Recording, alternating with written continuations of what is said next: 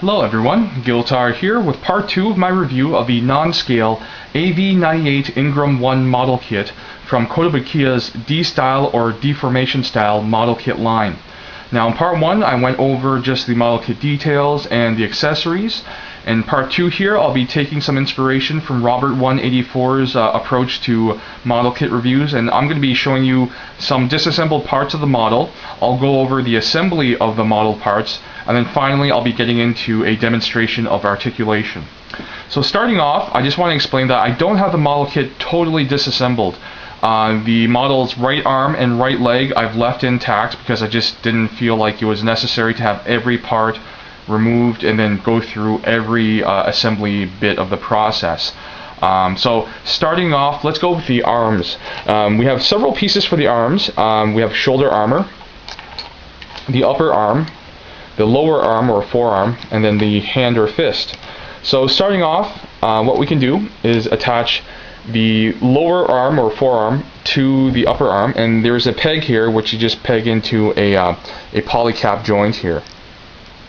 And actually the polycap joint allows articulation. It's a hinged joint basically.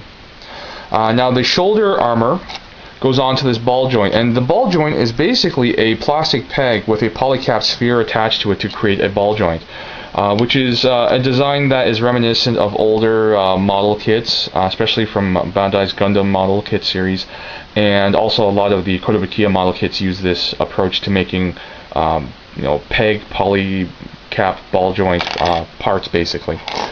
So there is a socket inside the shoulder armor, and basically you just attach it like so, and you'll hear a sort of a snap or a clip when that attaches firmly.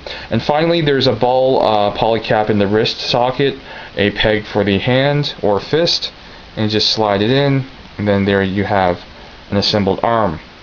Now moving on to the leg, it's pretty basic. The leg itself, the upper and lower leg, are just one big piece. They are separate components, but there's no articulation for the knee.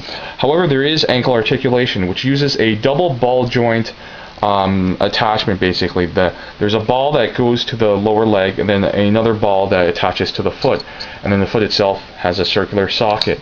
So you just basically clip it in. I think that's secure. Yep. So we have an assembled leg. Next up, well, let's just go with attaching the leg to the pelvis here. The pelvis actually has three ball joints. There's one for each hip, and then there's one for the upper torso. So obviously the ball joint here goes into the thigh socket or hip socket, and then we have the legs. Next up, we'll just attach the arm to the shoulder. Again, another peg ball polycap ball joint sort of combination. Just clip it in. There we go. And then we go with the torso connection. There's a socket here, ball joint there. Connect it like so. We're almost done. And then finally, ball joint for the neck, socket at the neck. And then we have the assembled model kit. And what that that sort of range of joints allows is a pretty good sort of posability potential. The articulation is something that surprised me. So just going over articulation, let's start off with the feet. The ankles are on ball joints, so you have a lot of wiggling and some minor rotation. But what you can achieve is a pretty good wide-legged pose or stance. Now, obviously, because of the sort of proportions, this is what I call a wide-legged stance, but obviously it doesn't look like it, but it is a wide-legged stance for an SD-style kit.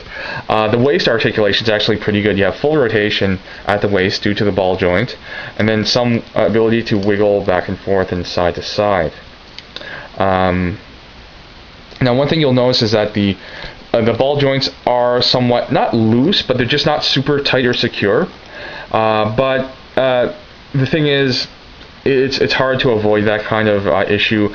If you have really secure ball joint connections here, they'd have to be a little deeper, and it's hard to achieve that on an SD style design, at least as far as I would understand. But anyways, the wrists themselves because they're on ball joints, they have both rotation and wiggling ability. It's hard to demonstrate here because it's not the greatest range. Again, just like you showed earlier, the elbow does have articulation. You get basically a 90-degree bend. The shoulder armor has articulation as well because it's on a ball joint. It has wiggling ability. And then the shoulder where it connects to the torso, again, it's a ball joint, so you have wiggling ability. You can actually go back and forth, up and down, and full rotation if you wanted to. And finally, the head, again, another ball joint connection, has the ability to basically turn about that much to the side before you meet resistance. You can't really look up too much, but you can look down pretty good, and it can look straight forward. So there you go for articulation. Not the most impressive if you compare it to, like, say, high-grade model kits, but in the world of super deformed styled models or super deformed style designs for even action figures, articulation of this degree is not that common. So I think that's pretty impressive. And you can get the Ingram to actually do a sort of a side kick, almost. It's kind of funny. So yeah, that does it for part 2 of the review here. I'll be back in part 3 with a list of pros and cons and my final thoughts on this very interesting, relatively new model kit product by Kotobukiya. So thanks for watching so far. I hope you guys enjoy it, and I'll be back in part 3 with my final thoughts.